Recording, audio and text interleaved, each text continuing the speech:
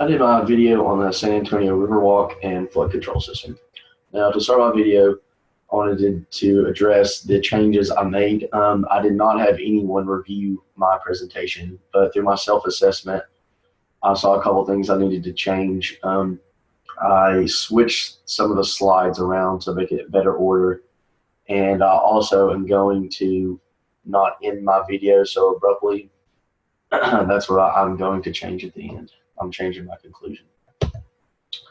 Now, to control flooding, the city took on a project to construct dams, diversion tunnels, bypass channels, and floodgates.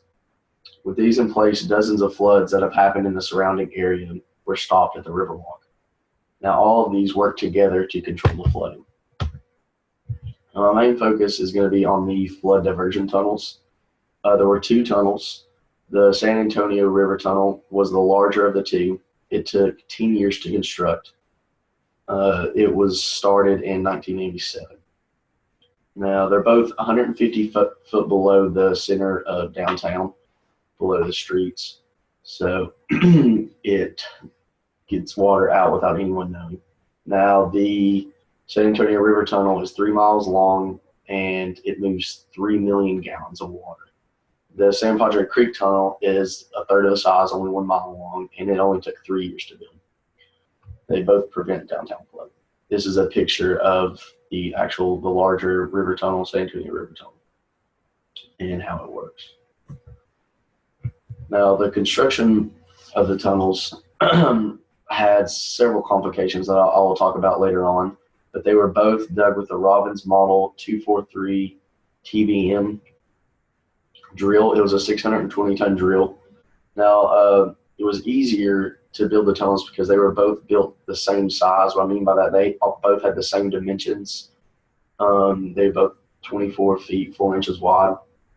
They both had a 2-degree decline with a 32-foot difference in the entrance to the outlet. Now, here, the complications of the tunnels. The San Padre Creek Tunnel only took the 3 years to build. It was much faster because it had much sturdier mediums to dig through. It only had to go through soft clay and limestone.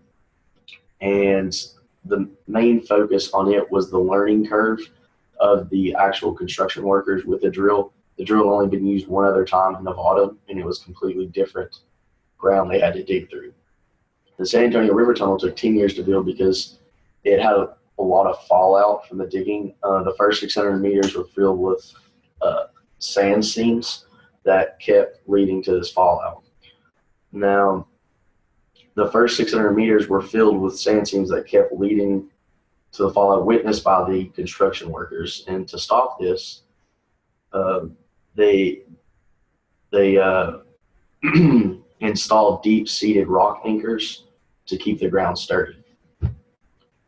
Now, the diversion tunnels, not just the diversion tunnels, the dams and everything, use these civil engineering disciplines. The structural engineering and management and construction engineering were the actual building of the dams and the diversion tunnels and everything, the actual construction of it.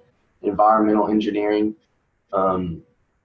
every year they drain the water in the Riverwalk and clean it.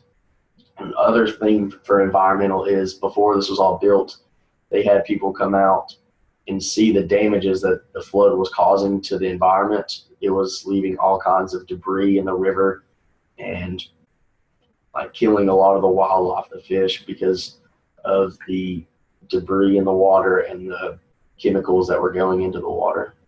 Now, geotechnical engineering is with the dams and with the diversion tunnels actually digging through the rock and all of that. Now, I'd like to thank you for watching my presentation, and I did make these changes, and I believe it's made it a better video. Thank you.